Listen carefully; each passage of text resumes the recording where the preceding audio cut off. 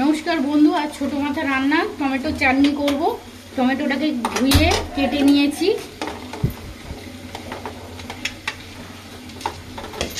নুনটা দিয়ে দেবো।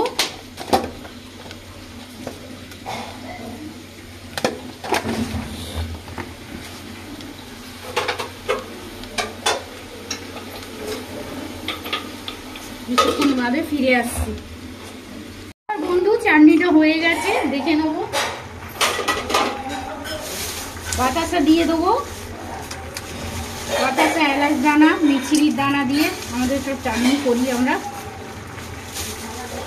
এর সঙ্গে সুজির বিস্কুট দিয়ে দেবো, খুব ভালো খেতে লাগে।